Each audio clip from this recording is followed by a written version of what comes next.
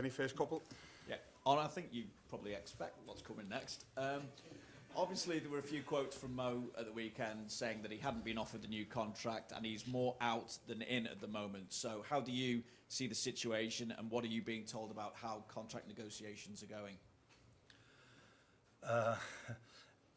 Indeed, people tell me about this, but I've said many times we don't share this over here. At least I don't share this over here. The only thing I can say is if I look at my lineups, Mo is more in than out. That quote I can give you. That said, though, when a player speaks out like that, Arne, does it cause an issue in terms of a distraction when it comes to big games like this? And is there a genuine fear from yourself that you could lose Mo in the summer now because his numbers are obviously still up there where you would want them to be? Yeah, definitely we want his numbers to be where they are at the moment because those are the numbers Mo always have had and still has, so that's the positive thing. I don't think he's distracted at all. I haven't seen that after United game where he had some comments. I haven't seen it after a post you told me about. Afterwards he just kept on scoring. I didn't see anything today. He's just fully focused on the game tomorrow. And I think these kind of things are inside here and probably in the media and all our fans talk about it, which is completely normal. But if you would have been at the AXA today, I don't think any player talked about it, at least not when I was there. Maybe they always give each other a bit of stick, so maybe they did this now as well. But players also are focused on the short term, and that's Madrid and that's City. And by the time most contract is extended, players don't look at it that way. We as a club, of course, do, but the players don't. So I don't think there's any distraction at all for him or for the players, and definitely not for me, because I worked yesterday on preparing the team in the best possible way, and there was not one time in my mind that I thought, oh, I'm sitting here tomorrow talking about Mo. Arne, goedemiddag. Ik zou het in het Nederlands willen doen, maar dan worden ze heel boos op me, denk ik. Maar geef vooral antwoord als je wil in het Nederlands. I will ask the question in English. You're extremely popular here. The results have been amazing in the first couple of months. Can you tell something about how it has been for you the first couple of months here, and what is the reason you think of the great success you're having in the first months as Liverpool manager? I think I'm extremely popular in Holland as well. Dat kan ik niet kennen, Arne. No, only in Rotterdam. No, results have been really good, and results are always done by the players. And if they have very good result, that always is good for the manager and for the press officer and for everyone who works at the club. So, but we also know how much effort we have to put in to win these games, and that's why we always have to give credit to the players that put these efforts in to get these results. And as a result of that, players are popular, like you just heard, because Mo is quite popular over here, and maybe the manager that is part of that results as well. Ga je nog Feyenoord kijken trouwens vanavond? Yes, because they play City and we play City on Sunday, so I definitely gonna look City against Feyenoord. You're coming up against one of the great managers of this era in Carlo Ancelotti. Your thoughts on facing him, and what would it mean to you, especially given how well you've started here, were you to beat one of the best tomorrow?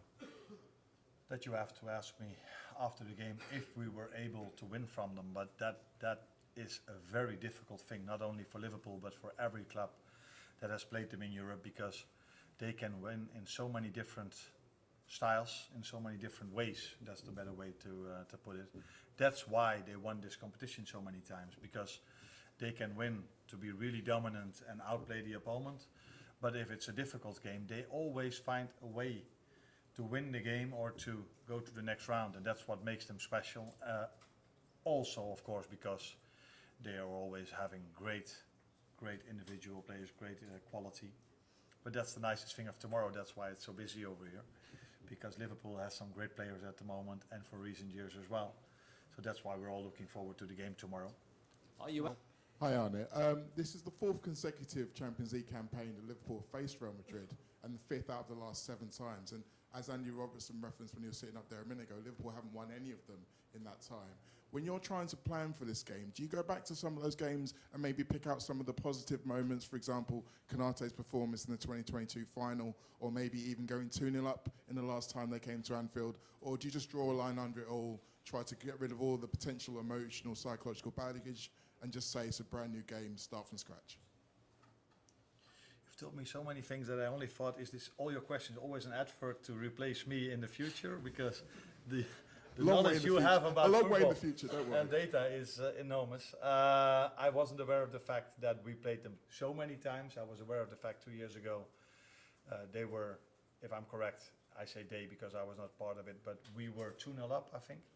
And I think I even used that game to my team at Feyenoord at that moment, saying Madrid always finds a way of winning that game, because the moment when it was 2-0 up, there was no one that would have expected that that game would end up being 5-2 for Madrid. But that is what makes them so special, that they can turn games around like that, but they can also take the ball tomorrow and just dominate you from the start.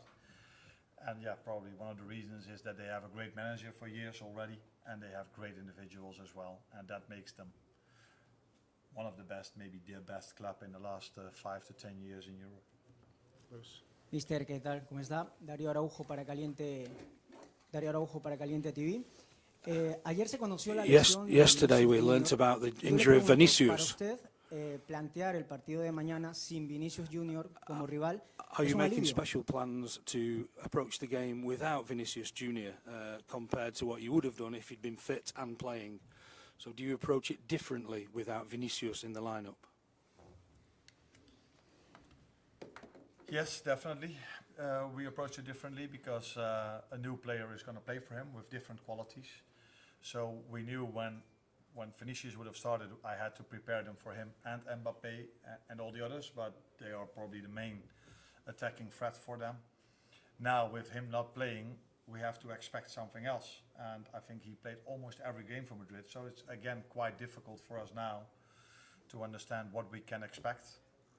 But what we do know, what we can expect, is 11 players with great quality, and we try to prepare them in the best possible way. But yeah, will Bellingham play as a 10? Will he play from the left? Will he play from the right? Will Endrick come in? Will Kuler start? So they have so many options, which now is a bit more difficult for us to see what they're going to do. If Vinicius would have been fit, I think I could have come up with their lineup. Now it's going to be a bit of a surprise for us maybe. But the thing we do know is that we play 11 great players and a very good team. Just got time for a couple more. The gentleman in the blue top.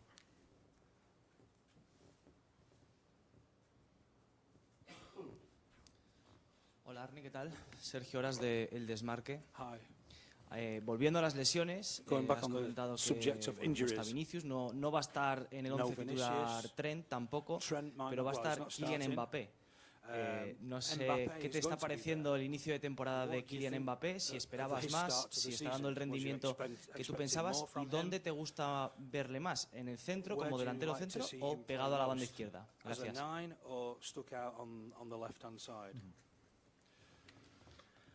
Those are a lot of questions about the team we face and my opinion about them. The only thing I can tell you is I'm not bothered about what is his best position. The only thing I'm bothered about is his quality.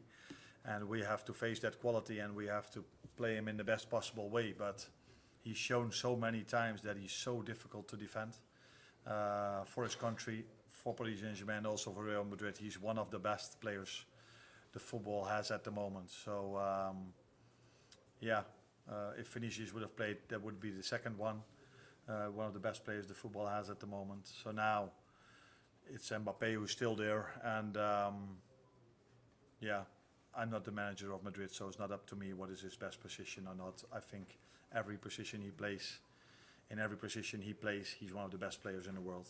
So we have to be ready for him. Ja, Arne, voor je vrienden van Ziggo Sport, in het Nederlands misschien straks in het Engels. You're in the shape of your life, speaking perfect English with everyone. You're winning, the fans are singing. It's beginning to look a slot like Christmas.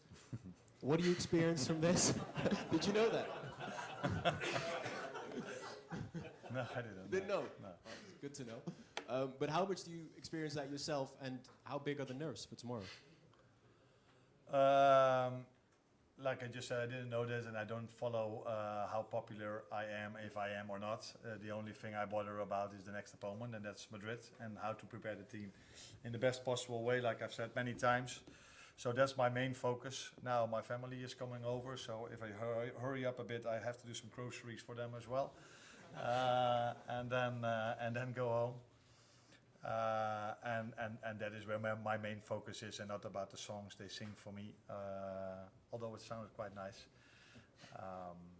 But it's nice to be in this position, it's nice to work at this club, and it's nice this week, it was nice last week, and it will be nice next week, as long as we keep on winning.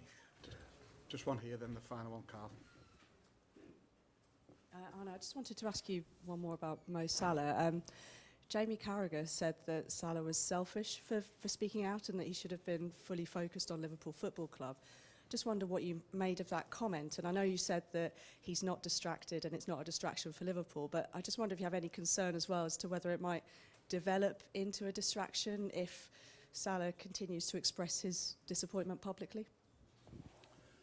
I focus a bit more on what else he said. He said that he was one of the 5 best players Liverpool ever had. And I completely agree with him, which is not an easy thing because we had so many great players at this club. So I don't think it distracts Mo at all. Maybe it brings even the best out of him if you look at his performances till now. So like I said already a few times, my main focus is the next game. And if we had that game, another big game is coming up. And if we had that game, it just keeps on going. So I talked to Mo about what I expect from him, and like I do with all the other players. And he's in a good place at the moment. And I said before, I'm not distracted at all by his comments, and I don't feel his teammates do. So it's nice that we have a story in the media. So you guys have some work now as well. You spoke about the way Madrid always find a way to win. Do Madrid carry a different aura to other teams? Do they bring a psychological advantage into European games?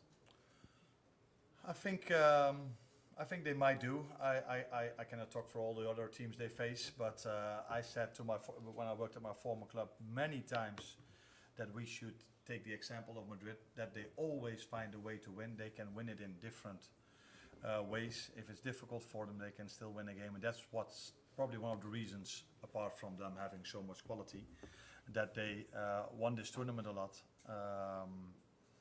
So yeah, I think I can only speak for myself, but maybe the players might feel the same. If we are fortunate enough to be a goal up or even more up, we still are aware of the fact, especially because what we've experienced 2 years ago, that the game will never be done till the referee blows his whistle. In general, it is like this, but I think we all feel it against Real Madrid a bit more than to some other clubs we face. Thank you, everyone.